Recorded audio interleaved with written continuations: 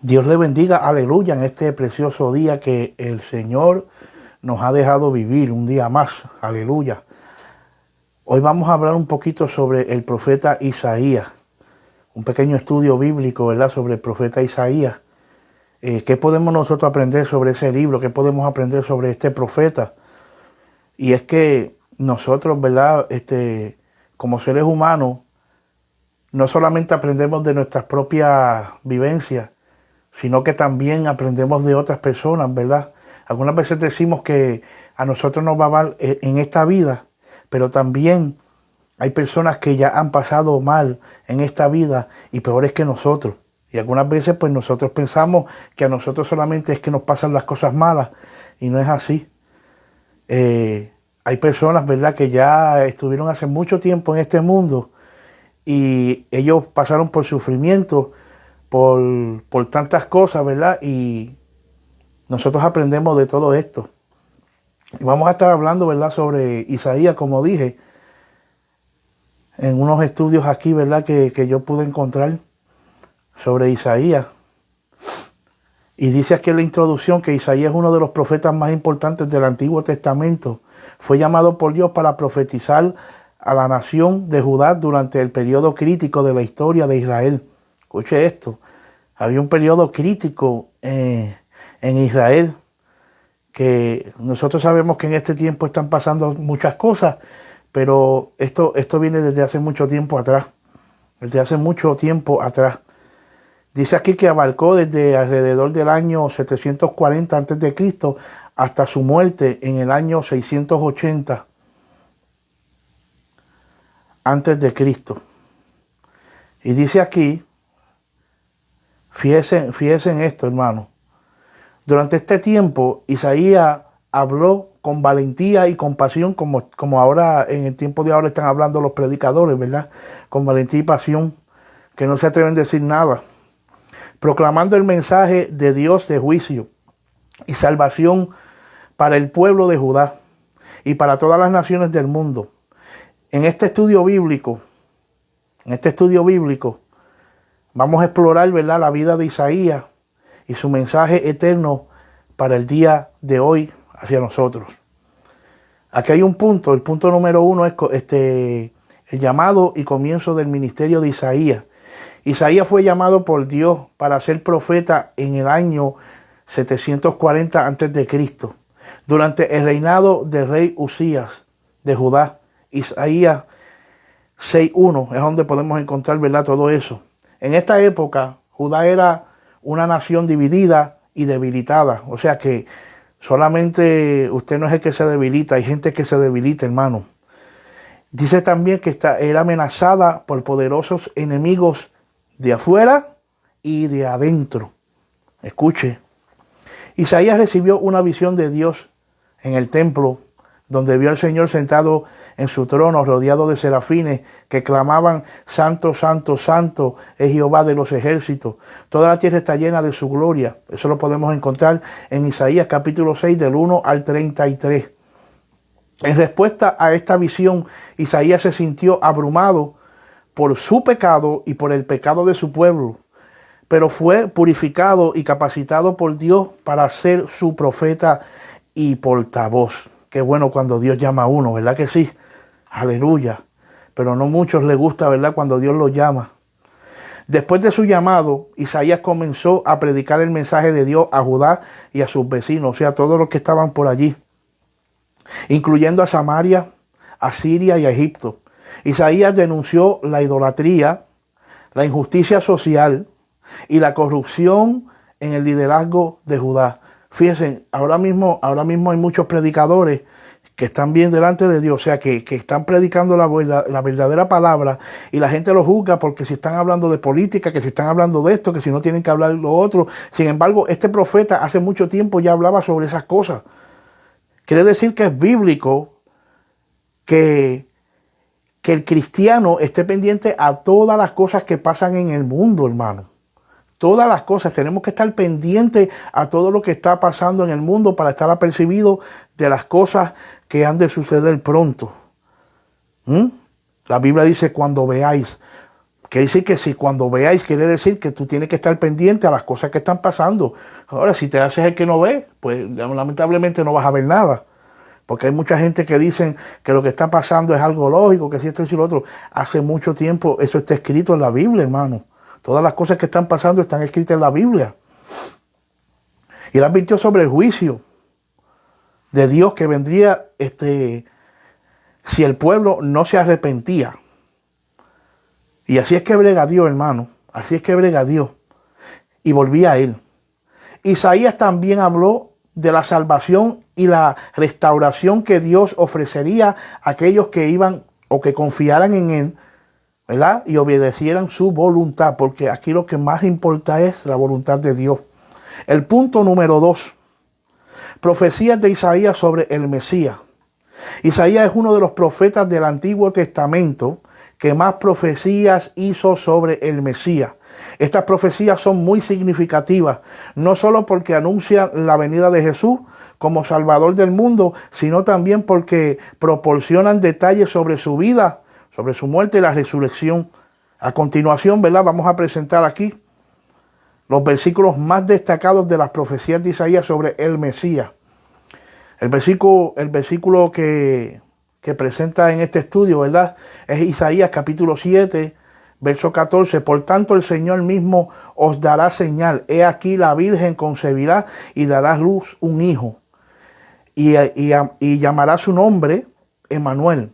Este versículo profetiza el nacimiento virginal, escuche, virginal de Jesús, que fue cumplido en Mateo capítulo 1, del 22 al 23. También tenemos a Isaías capítulo 9, versos 6 al 7, porque un niño os es nacido, hijo os es dado, y el principado sobre su hombro, y se llamará su nombre, admirable consejero, Dios fuerte, Padre eterno, príncipe de paz. Hermano, a ningún hombre se le puede llamar Dios, porque a este se le llamó Dios. ¿Por qué la gente no quiere creer que es Padre, Hijo y Espíritu Santo? Hay textos en la Biblia que la gente han sacado o los han denunciado como que no son válidos, hermano. Entonces usted va a tener que ir a su Biblia y arrancar todos estos versos. Porque un niño os es nacido, escuche, hijo nos es dado, y el principado sobre su hombro, dice, y se llamará su nombre admirable, consejero, Dios fuerte. O sea, está hablando de un niño que va a nacer, que se le va a decir Dios fuerte. ¿A qué niño se le llama? Y la cuestión es que aquí está en mayúscula. Dios fuerte, Padre eterno y príncipe de paz. Y lo dilatado de su imperio, y la paz no tendrá límite sobre el trono de David y sobre su reino, disponiéndolo y confirmándolo en juicio y en justicia desde ahora y para siempre. ¿A quién se le da? ¿A quién se le puede dar eso? ¿A qué ser humano se le puede dar eso? A nadie. El celo de Jehová de los ejércitos hará esto. Este mensaje profetiza que el Mesías será un rey que gobernará para siempre y que será un gobernante justo y misericordioso. Mucha gente cree que eso no va a pasar, pero cuando pase se quedarán admirados, hermanos. Santo Jesús. Isaías capítulo 11 del 1 al 10. Este pasaje describe las características del Mesías como alguien lleno del Espíritu de Dios, sabio y justo. También profetiza que traerá paz y justicia al mundo, incluso entre animales que normalmente son depredadores, hermano. Isaías 42, verso 1 al 7. He aquí mi siervo, yo le sostendré, mi escogido, dice, en quien mi alma tiene contentamiento. He puesto sobre él mi espíritu, y traerá justicia a las naciones. No gritará, ni alzará su voz, ni la hará a huir en las calles. No quebrantará la caña cascada, ni apagará el pábilo que humeare por medio de la verdad. Traerá justicia, no se desanimará ni se acobardará, que mucha gente le pasa eso, hasta que haya establecido en la tierra la justicia. Y en sus leyes esperan las islas. Este pasaje profetiza que el Mesías traerá justicia a las naciones de una manera gentil y pacífica. Aleluya. Bendito Dios. Isaías 53 del 1 al 12.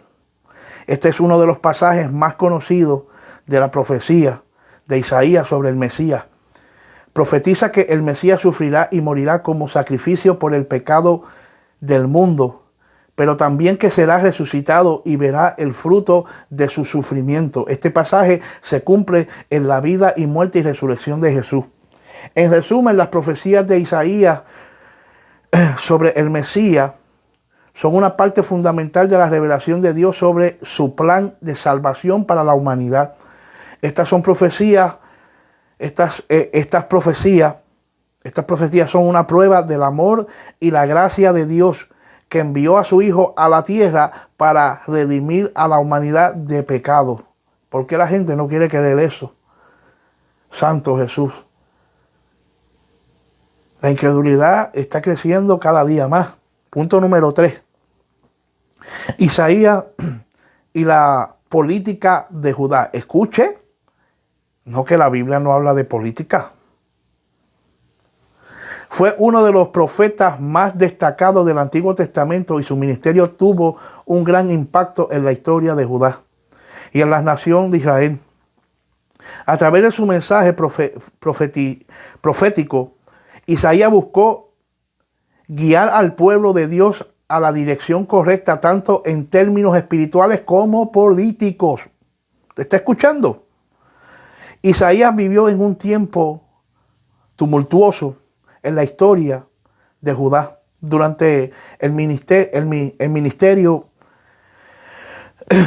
el reino de Judá se encontraba bajo la amenaza constante de sus vecinos poderosos, especialmente de Asiria. El rey Acaz, quien gobernó Judá durante los primeros años del ministerio de Isaías, buscó ayuda de Siria para protegerse de sus enemigos, pero esto tuvo consecuencias graves para la nación. Isaías se opuso firmemente a la política de Acaz. ¿Usted está escuchando? Y profetizó que Judá sufriría la ira de Dios como resultado de la alianza con Siria. Cuando hay un gobierno que está haciendo cosas en contra de la ley de Dios, lamentablemente está mal, hermano. Lamentablemente está mal. Y profetizó, ¿verdad?, que sufriría la ira de Dios como resultado de la alianza con Siria. ¿Por qué? Por la mala política. En Isaías, ¿verdad?, 7:14, nosotros podemos encontrar eso. Isaías anunció que Dios enviaría un signo para mostrar que Él estaba con su pueblo. Por tanto, el Señor mismo os dará señal. He aquí, la Virgen concebirá y dará a luz un hijo y llamará su nombre Emmanuel. Esta profecía se cumplió siglos más tarde con el nacimiento de Jesús. A pesar de las advertencias de Isaías, la política de Acaz llevó a la nación de Judá a la ruina. Los asirios invadieron y destruyeron gran parte de la tierra y se llevaron a muchos judíos como prisioneros. Sin embargo, Isaías no perdió la esperanza en el fruto de su pueblo. Ay, Dios mío, Jesús. En el capítulo 9 de Isaías, el profeta predijo que un nuevo rey nacería en Judá y que su gobierno traería paz y justicia al país, porque un niño os será nacido, ¿verdad? Hijo nos es dado y principado sobre su hombro, ¿verdad? Y se llamará su nombre admirable, consejero, Dios fuerte, Padre eterno, príncipe de paz. Isaías 9:6. Este rey mesiánico, a quien Isaías se refiere como el siervo del Señor, sería el redentor del pueblo, que Dios traería la salvación no solo a los judíos, sino a todas las naciones del mundo.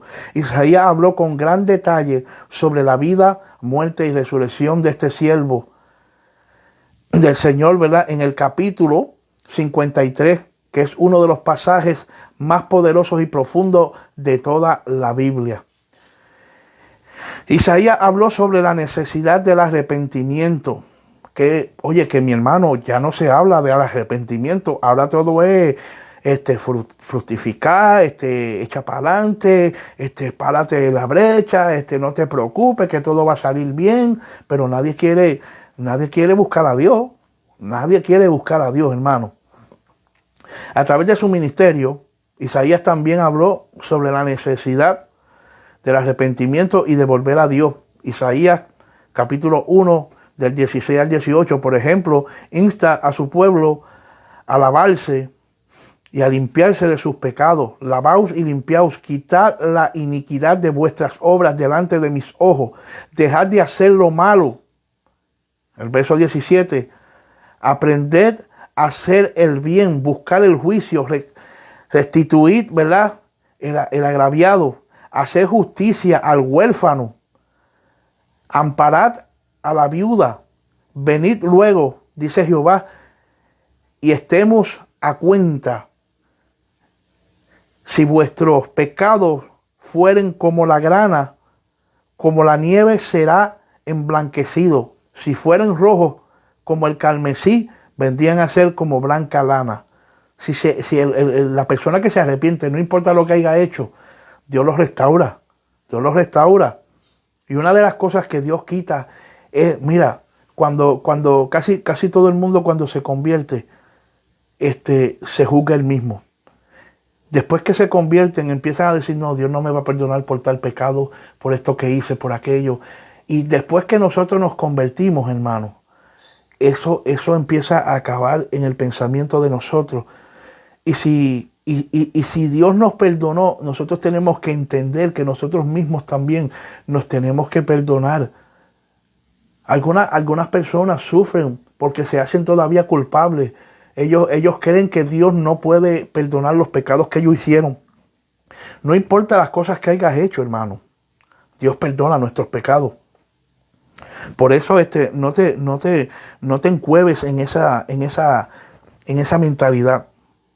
Porque cuando Dios limpia al hombre, lo limpia con todo su amor, con todo su misericordia, con todo. Él hace que nosotros, aleluya, entendamos que el amor de Él está en nosotros. Poderoso Dios, aleluya.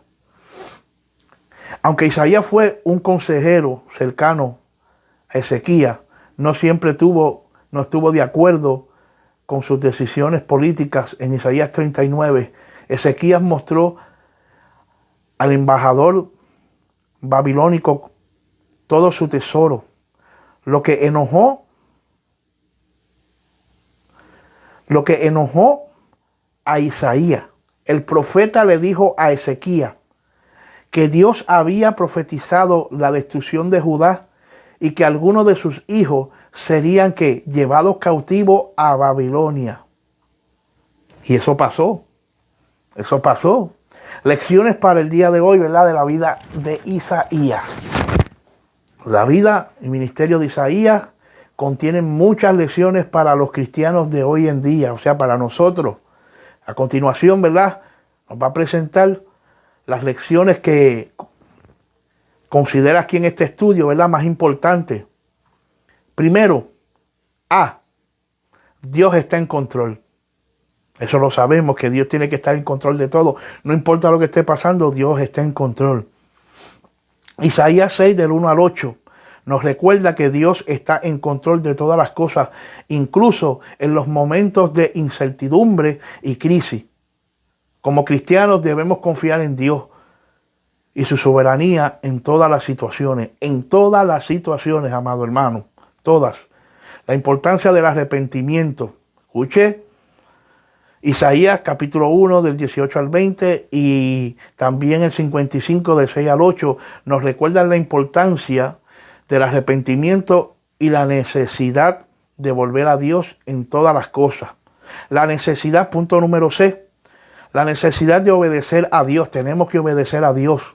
Isaías capítulo 1 del 19 al 20 y el capítulo 58 del 13 al 14 nos recuerda la importancia de obedecer a Dios en todas las áreas de nuestra vida, en todas las áreas de nuestra vida, incluyendo nuestras relaciones con los demás y nuestra adoración a nuestro Padre Celestial. Aleluya.